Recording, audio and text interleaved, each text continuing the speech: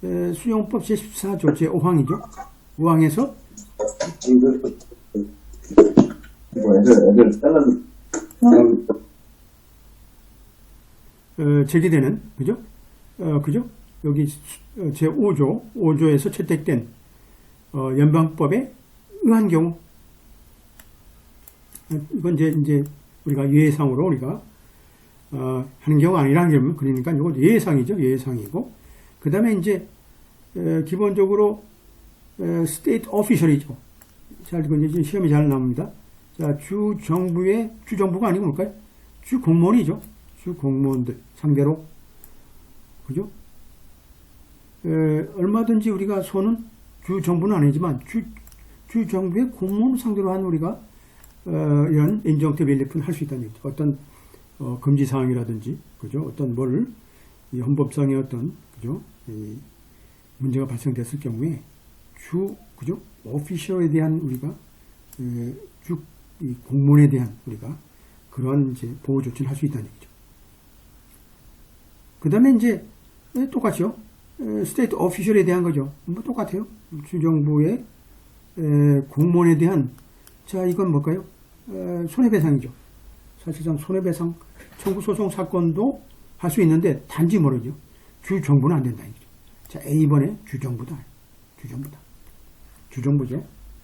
이거는 여러분들이 이제 MB에서 이제 많이 나오고 있는 그런 사항 중에 하나죠. 이제 B라는 것은 이제 여러분들이 이제 Section 5라는 건 한마디로 14th Amendment를 보게 되면 14th Amendment가 이제 수정법 제 14조를 뜻하는데요.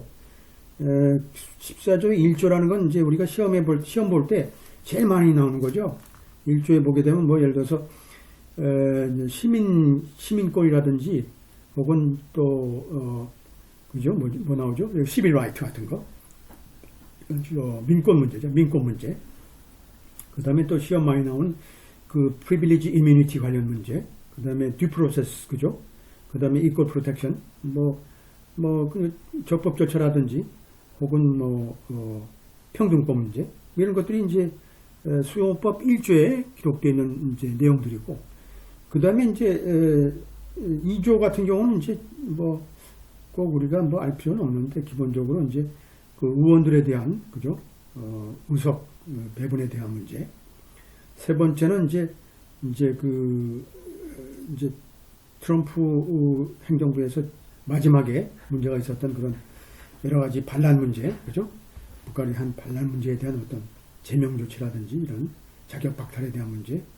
4번째가 이제 그 공적 그 채무에 대한 문제.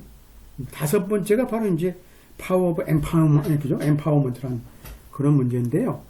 하여튼, 이런 네 가지의 어떤, 예외적인 내용이 아니라 그러면 기본적으로 스테이트 파워라는 건 굉장히 크다라는 거죠.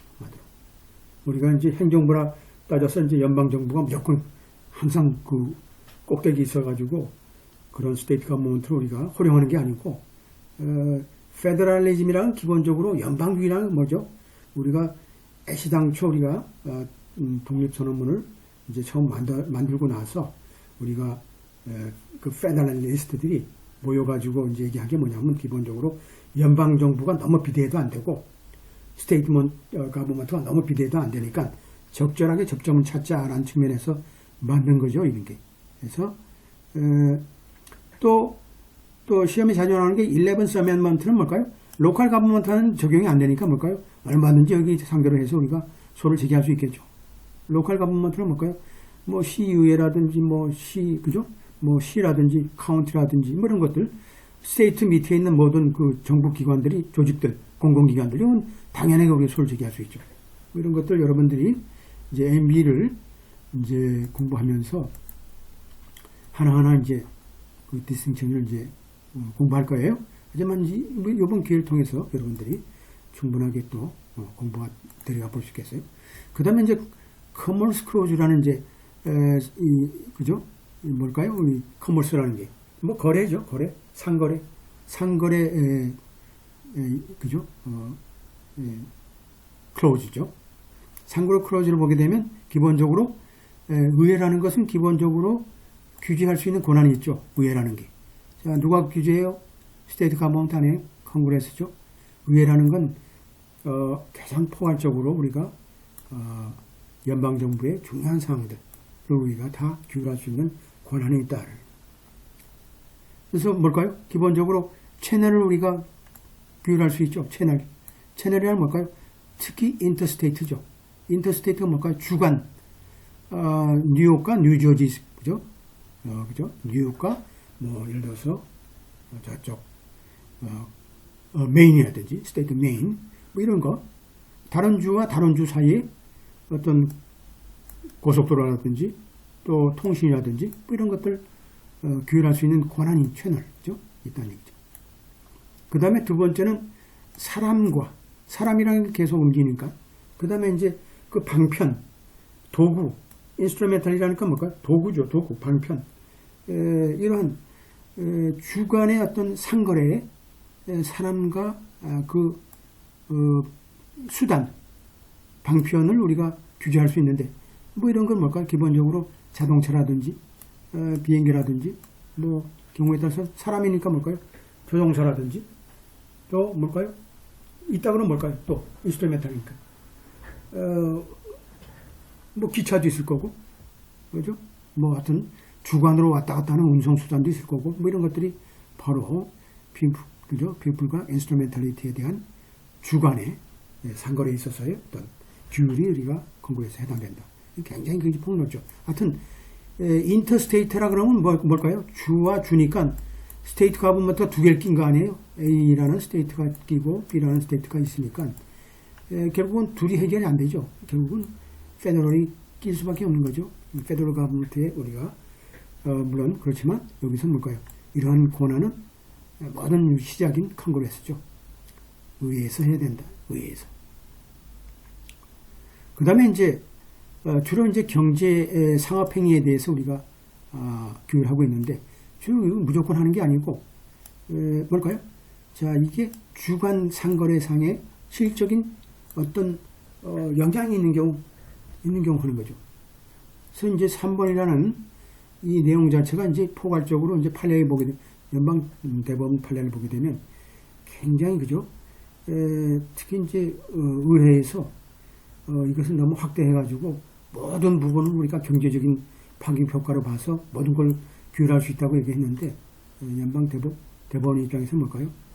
너무 그렇게 포괄적일 수 없다 이거죠.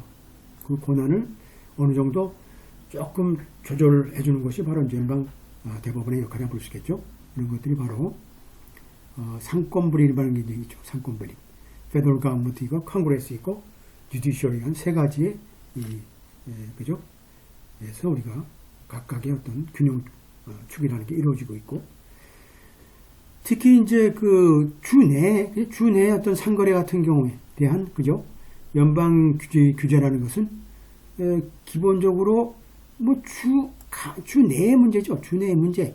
그럼에도 불구하고 아직도 합헌이다라고 이제 연방 대법원에서 손들어준 경우가 어떤가요? 자, 그게 이제 합리적인 근거가 있는 경우. 그 다음에 이제 어느 특정 사건 자체가 주에서 어느 특정한 어떤 상행위 자체가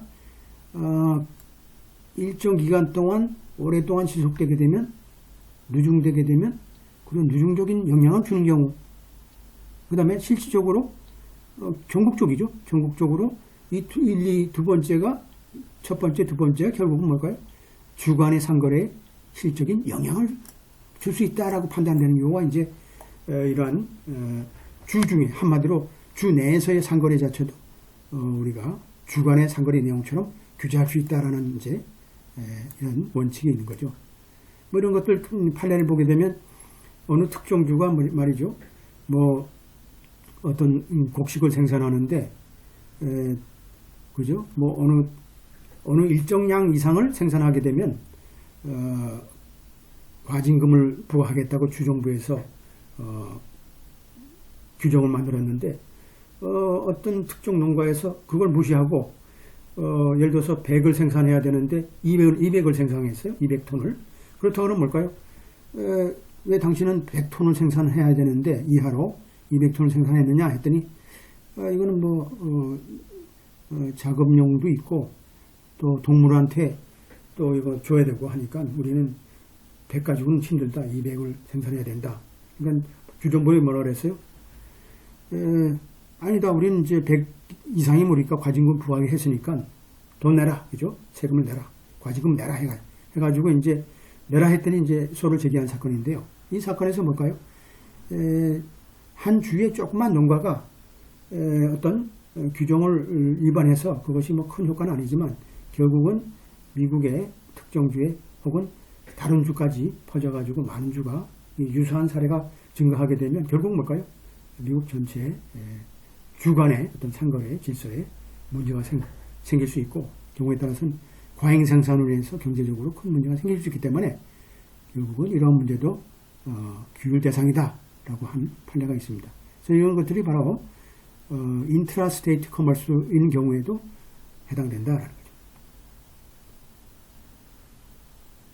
그래서 이제 한마디로 이러한 애그리게이션이나 서브센셜 이펙트 이런 효과라는 것은 특히 그 내용 자체가 경제적인 그죠? 또 상거래와 관련 없는 내용은 적용될 수 없는 거죠. 한마디로 제일 중요한 겁니다. 경제적인 문제, 상거래와 관련된 경제적인 문제죠. 특히 이제 판례 같은 경우는 이제 학교의 건 컨트롤까지 뭐 이렇게 나와서 이제 판례가 나와 있는데 이 뭐예요? 이 총까지 우리가 이런 여기다 다 집어넣게 되면 뭘까요? 너무 광범해지죠. 여기는 해당이 안 된다 했어요. 그러면 뭘까요? 여기는 뭘까요? 주로 상거래와 관련된 경제적인 문제에만 우리가 국한해서 해야 된다라는 그런 헌법상의 어떤 판례가 지금 확립되어 있는 상태예요. 여러분들이 그걸 좀 아시고 이제 들으시면 이제 이해하기 쉬울 것 같아요. 그 다음에 이제 네거티브 커머스 클로즈는 뭘까요? 한마디로 커머스 클로즈의 반대가 이제 스테이트 가버먼트 입장에서 볼 땐 반대죠. 네거티브 쓴 거죠. 페더럴의 반대가 그죠? 반대가 누구예요? 페더럴 플러스를 보게 되면 스테이트는 마이너스를 볼 수 있는 거죠. 반대니까 결국은 뭐 특별한 의미는 있는 건 아니고요. 한마디로 뭘까요? 스테이트라는 중심으로 볼 때는 커머스를 우리가 규율할 수 있다는 얘기죠. 지금 연방정부 입장에서 봤는데 지금 뭘까? 스테이트 가버먼트 입장에서 볼 때는 규율할 수 있다니. 어떻게? 어떤 상태? 규율하는 뭘까요? 자기 멋대로 우리가 규정을 만들어가지고 집행할 수 있다는 뜻이죠. 자, 컨그레스가 그러한 문제에 대해서 우리가 그 법률을 우리가 제정하지 않는 경우에 한해서 할 수 있는 거죠. 프리엠션에서 이미 봤어요. 그리고 만약에 됐다 그러면 당연하게 이제 프리엠 당하죠. 이런 것들이. 당연하게 이제 논리로 봐서는 이렇게 한마디로 네거티브 입장이죠. 그 다음에 이제 스테이트 가버먼트 점에서 뭘까요? 법을 우리가 제정할 수 없다는 거죠. 특히 여러분들 잘 보세요. 자, 주정부에서 우리가 어떤 법률을 제정할 수 없다. 그리고 상당히 참 불편한 입장이죠. 꼭 제정하고 싶은데 제정은 곤란한 게 뭘까요? 한마디로 out of state commerce죠. 자, 예를 들어서 캘리포니아에서 법을 제정하는데 네바다라든지 그죠? 몬타나 같은 주에 out of state commerce죠. 쪽에 대해서 우리가 우리 인스테이트보다도 좀 불리하게 좀 해야 되겠다. 차별을 하겠다라는 법률을 우리가 할 수 없는 거죠. 그러니까 이걸 잘 봐야 돼요. 이 차별이라는 건 그죠? 뭡니까? 차별이라는 것은 similarly situated, 그죠? treated differently죠. 한마디로 이런 discrimination 한마디로 out of state commerce에 적용되는 거고 그 다음에 이제 한마디로 interstate commerce에 O예요. interstate commerce에 또 부당한 어떤 부담을 줘서는 안 된다. 그런 법률도 제정할 수 없다. 두 가지가 우리가 꼭 기억해 둬야 될 문제죠. 자, 첫 번째 뭐죠? 자, out of state commerce 쪽에 우리가 차별하면 안 되고 그렇지 않고는 뭘까요? 또 interstate 주간의 그 상거래상의 어떤 부당한 불합리한 어떤 부담을 줘서 안 된다. 굉장히 이게 좀 추상적인 말이죠. 추상적인 말은 뭘까요? 사실상 이건 추상적인 말은 우리가 어떤 딱 떨어지게 우리가 규정을 할 수는 없겠지만